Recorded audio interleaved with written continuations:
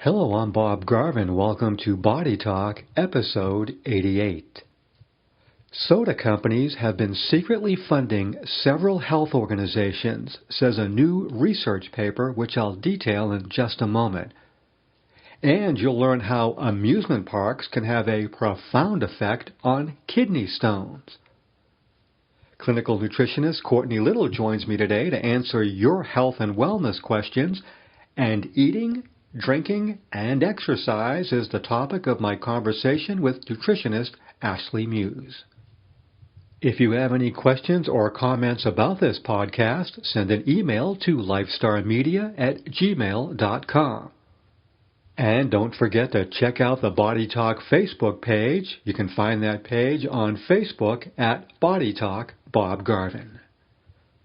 A provocative new research paper has unmasked how many health organizations received funding from the nation's two largest soda companies.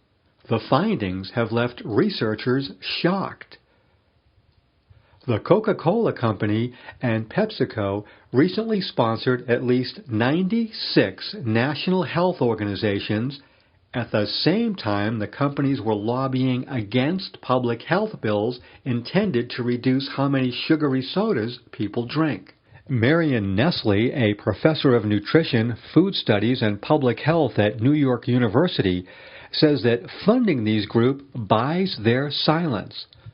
It allows them to pretend to care about public and community health while lobbying behind the scenes to prevent regulation and spending fortunes on fighting soda taxes and other public health measures. Nestle went on to say this is co-optation, that is, the capture of health organizations in the interest of these companies. It's very much in Coke and Pepsi's interest to have health professionals say nothing about the health benefits of drinking less soda and remaining silent on soda tax initiatives. In response to the paper, the American Beverage Association issued a written statement on behalf of Coca-Cola and PepsiCo, noting that beverage companies have a long tradition of supporting community organizations across the country. As this report points out, some of these organizations focus on strengthening public health, which we are proud to support. Details of this research paper are outlined in the American Journal of Preventive Medicine. Now let's turn to clinical nutritionist Courtney Little, who joins me today to answer listener questions about health and nutrition. Courtney is the owner of Nutrition and Whole Health Solutions in Bedford, Massachusetts. Courtney, welcome to Body Talk. Thank you so much for having me. All right, first question from Anton, Barcelona, Spain. He says, my schedule is all over the board, so eating meals at regular intervals is just not possible. I still eat well, but my meal times vary every day. Is it all right, or am I doing some damage to my body? Great question. So I get this question a lot in the office.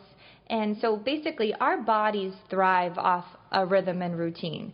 So it is ideal to go to bed at the same time every night, wake up at the same time every morning, and eat our meals around the same time. But when this is not possible due to work or life schedules that are challenging, that's okay, all right? As long as you, keep your meals consistently healthy with quality foods, and B, as a general rule, no matter what time you wake up, you always want to eat within 1 hour of waking. So if on Monday morning you wake up at 6:30 a.m., that's your Monday wake-up time, you want to eat by 7:30 a.m. the latest, and every 3 to 4 hours after that. So by 7:30 and then 10:30 and 1:30 and so on and so forth. Tuesdays, if you don't wake up till 9 in the morning, you want to eat breakfast by 10 the latest, and every 3 to 4 hours after that, okay? So that's how you get around those tough schedules. All right. The next question from Guy from Messina, Sicily. And he writes, here in Messina, fish is almost always the main course. It's inexpensive and there's tons of it. I love fish, but I worry this might be too much of a good thing. Can I continue to eat fish at most of my meals? If not, what types of proteins can you recommend that are affordable and that will complement my fish consumption? Wonderful question.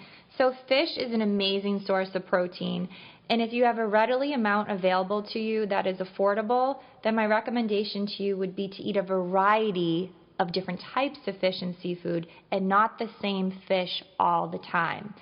Each fish provides you with an array of different nutrients. That's why getting a variety is key and healthier for you as opposed to eating the same fish all the time. For example, salmon is an excellent source of vitamin B12, vitamin D, selenium, as well as omega-3 fatty acids, which I'm a big fan of. Haddock provides our body with vitamin B6, magnesium, iron, zinc.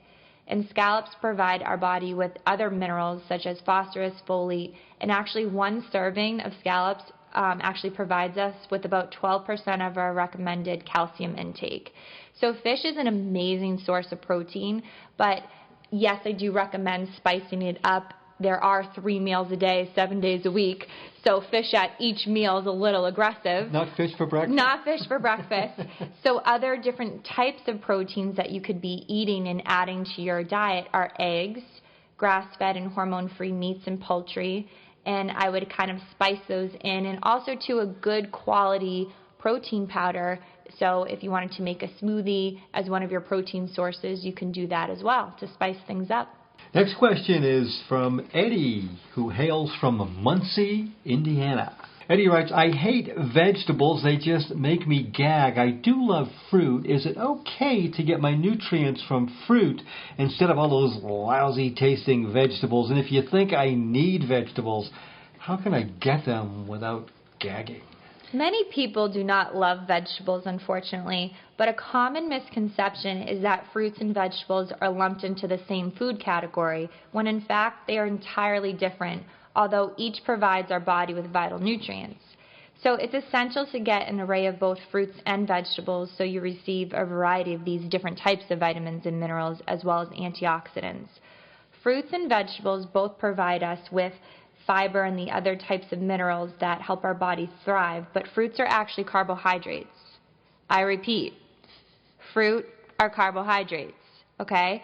So vegetables, minus the starchy vegetables like potatoes, butternut squash, and beets, those are carbs. But non-starchy vegetables are not considered carbohydrates. For an example, if you had 1 cup of fruit, you would be getting approximately 20 grams of carbohydrate, which is equivalent to a slice of bread. So a slice of bread generally has around 15 to 20 grams of carbohydrate, as well as a cup of fruit. So if you were to have a cup of broccoli, which is a non-starchy vegetable, you would be getting around 6 grams of carbohydrate. Okay? So fruit is important to eat in our diet, but I would actually not recommend that you double up on your fruit intake because you don't like the vegetables. Because that would be doubling your daily amount of sugar and carbohydrates. Although from healthy sources, still too much sugar and too much carbohydrates can cause issues down the road, even from healthy sources. So my recommendation for you is this. I would make a berry smoothie every day, 1 scoop of quality protein powder, 1 cup of almond or coconut milk or organic milk, 1 cup of frozen berries of your choice, 1 tablespoon of ground chia or ground flax seeds, and 1 to 2 handfuls of spinach. So when this is mixed with berries, you're not going to taste the spinach.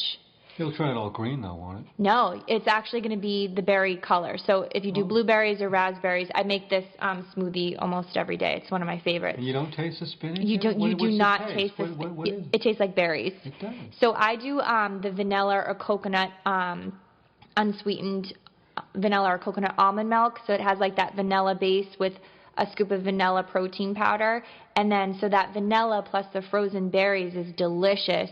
So when you throw in a couple handfuls of spinach, you don't taste the spinach. It mixes right in. It's awesome. And this is what we do. We do that a lot for the kids too in the office that are like, I don't like to eat my greens. It's like, okay, have this berry smoothie then.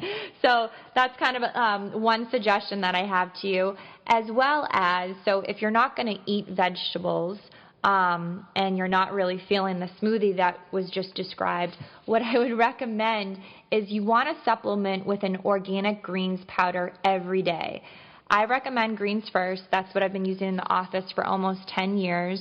It's on our website, and you can also get it on Amazon as well. It's called Greens First. It's all organic, and you just put a little scoop into your water, and it's mint flavored, or there's a berry flavored one. It's delicious, and it gives you tons of energy. So it's powdered organic fruits and vegetables, more vegetables than fruit in the green one. And then there's also at most of the natural grocery stores as well as Amazon. Gotta love Amazon, right? Oh, yeah. There's Amazing Greens. Amazing Greens has been around for a long period of time, and they actually have a really yummy chocolate one too, where you can put into almond or coconut milk or your organic milk or water and mix it in, and you want to have about 3 servings a day. That's going to help make up for those vegetables that you're not eating. Next question is from Janice from Vancouver, British Columbia. She says, I love juice, but I try to drink what is a healthier version, or at least what I think is one that's labeled not from concentrate. Since they boast about this on the label, I've always assumed that it's a better juice. Is that true or false? False. Although not from concentrate tends to be less watered down and less processed, it still can have the possibility of having added sugars and chemicals, so it's best to just read the ingredients. You want to look for 100% organic juice and juices where you can read and pronounce the ingredients. It should be 100% the juice of whatever fruit that you are drinking with no added ingredients. Juice is considered a carbohydrate. So make sure that you are aware that although there are health benefits of drinking fruit juice, there's still a lot of sugar. As an example, 1 cup of orange juice has 26 grams of carbohydrate and about 22 grams of sugar. Okay? Eating 1 orange has 15 grams of carbohydrate and only about 10 grams of sugar.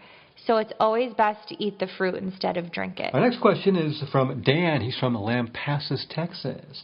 And Dan writes, beef jerky and pork rinds, Texas style. Me and my friends chow down on the stuff every day. I think I'm healthy, and it's a nice, easy way to get the protein on most days. My girlfriend says I'm wrong. She says that the jerky and the pork rinds are just plain nasty.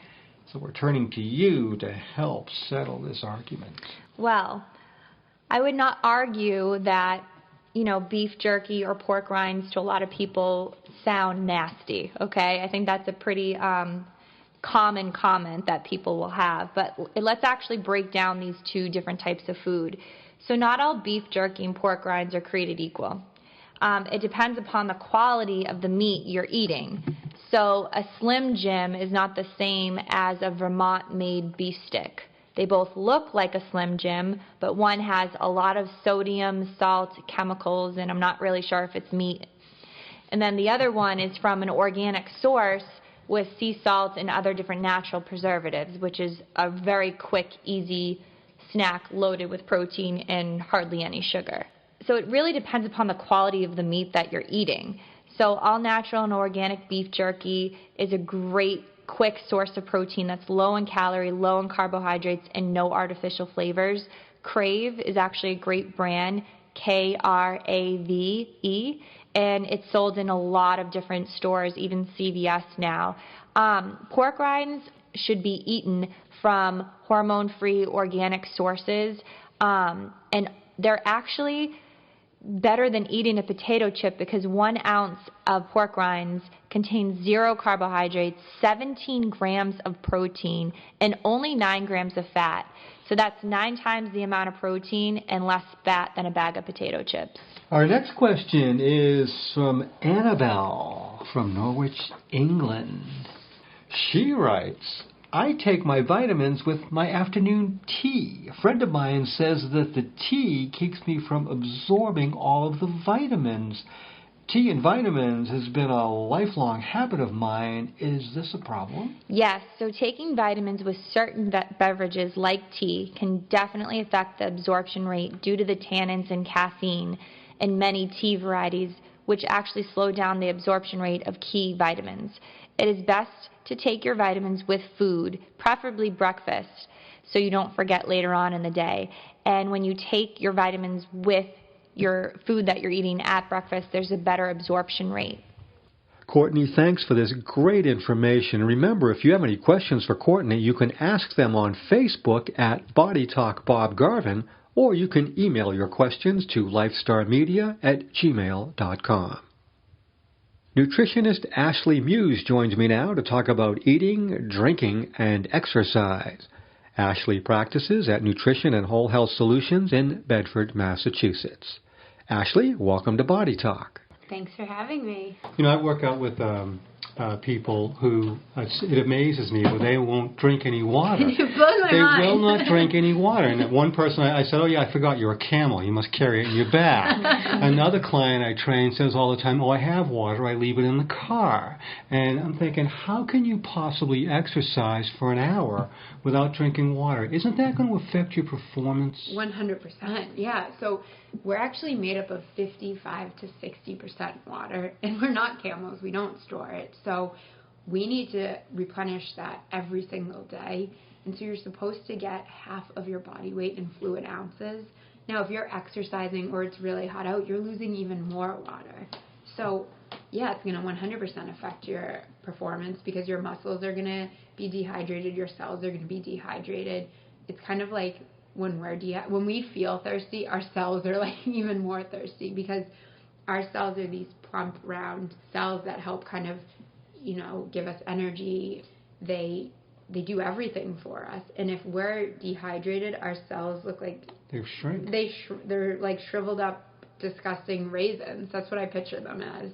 And if you're trying to exercise through that, you're just breaking down even more because your muscles are now dehydrated, your cells are dehydrated. It's not good for you. I try to convince them to do it. A lot of them just they have something against it. They don't want to do it. And then some that do, they don't want water. I mean, they want to get these flavored drinks or these energy drinks. Now, can they count that as part of their hydration? It depends what it is. So like a Gatorade, I don't recommend, or any of the sport drinks like the vitamin water. All of that is sugar. It's all, there's chemicals, there's sugar in it. So what happens is, it gives you energy. You feel great when you're working out because it spikes your blood sugar so high. And then after working out, your blood sugar is so low. So it's kind of like, I always think of the marathon runners when they're running around with these goo packets. They're drinking Gatorade. They're great, and then after the marathon, they crash because it's all of this sugar energy that's getting them through it. And then they crash. And what about, does that translate to smoothies as well? Because I'll see a lot of folks working out in the gym, and their hydration will be maybe a fruit and protein smoothie with some coconut milk and maybe some water in it. Is that the same kind of a thing? Will that help with hydration, or is that we faced with the same problem as Gatorade? Yeah, a little bit. It's better than Gatorade for sure. So there's water in fruit. Watermelon, of course, is a great example. There's also water in the coconut milk. So yes, you're getting some, but at the end of the day, water is water. You want to have as much of it as you can, to keep you hydrated throughout the day. You'll actually see huge improvements with your skin as well. So it's a lot of people who are working out, when you're sweating, they'll say, oh, I have back knee or acne on my back or whatever it may be, and they say it's from the sweat.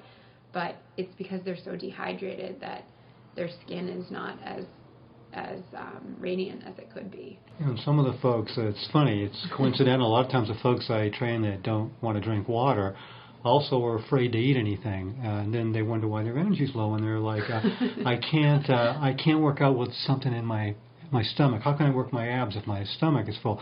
What do you think about that? Should somebody have a little something to eat before a strength training workout and cardio even? If so, what should they have, you think? Yeah, that's a really great question. I think that I see that, some people where they're like, I really can't have something in my stomach. And I agree that you shouldn't have this big meal before you exercise, but I recommend having a snack before you exercise, even if it's just a handful of almonds or some sort of nut and maybe, a tiny piece of fruit or half an apple or something, or having even, I think we've talked about the Vermont-made beef sticks before. They look like Slim Jims, but they're the healthy version.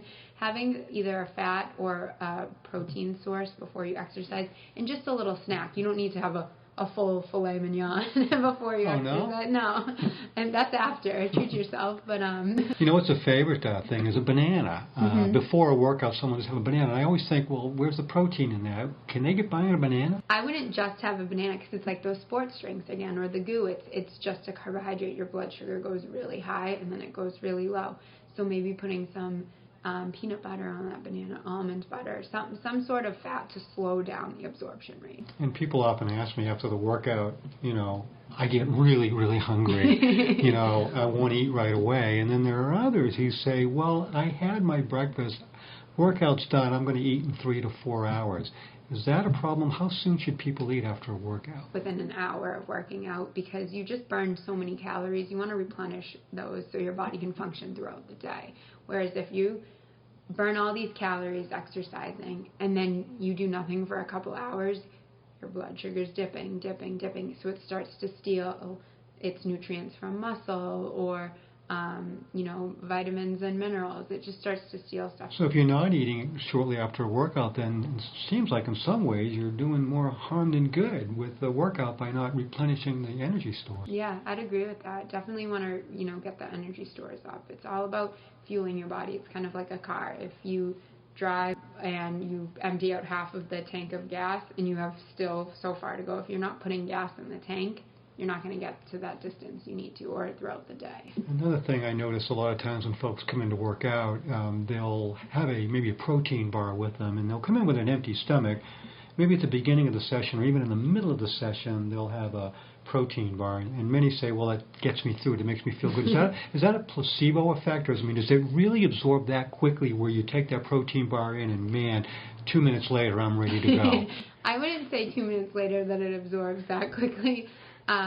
Protein and fat, they are slow absorption rates, and we want them to be slow. The carbohydrates, that quick burst of energy. So they'll definitely feel energy when they eat that protein bar, but it's not the reason that they're, jacked up right away. There must be some sort of carb in there. During's a little tricky for me, in terms of I think you should just focus on the exercise. Simply put, focus on. But you mean like do 5 reps, eat a protein bar, do another 5 reps, and I think you should. If you fuel your body before, you'll be able to get through the exercise, and if you fuel it after, you'll recover faster and better. Ashley, thanks for joining me today on Body Talk. Finally, if you have kidney stones, you may get relief by going to an amusement park. A new study from Michigan State University says that roller coasters can dislodge small kidney stones. The study was spurred by years of patients claiming that a visit to an amusement park helped them pass the stones. Kidney stones are a relatively common problem occurring in about 1 out of every 11 people. The stones form from a buildup of calcium and other minerals in the kidneys. The study authors highlighted a patient who claimed to have passed 3 stones after a ride on the Big Thunder Mountain Railroad coaster at Disneyland. A medium-intensity ride like Big Thunder Mountain roller coaster should do the trick, the study authors found. They also agreed with coaster aficionados that riding in the back gives us the greatest effect with an average passage rate of 64%. The study was published in the Journal of the American Osteopathic Association. Well, that's it for this edition of Body Talk. My producer is Katie Stell. The Body Talk theme song was composed by Rob Carlson and sung by Vicky Vox. If you'd like to stay up with medical studies on a daily basis, follow me on Twitter at BGPVideo. And if you have any questions or comments about this program, feel free to send me an email at lifestarmedia@gmail.com. Body Talk is a production of Lifestar Media.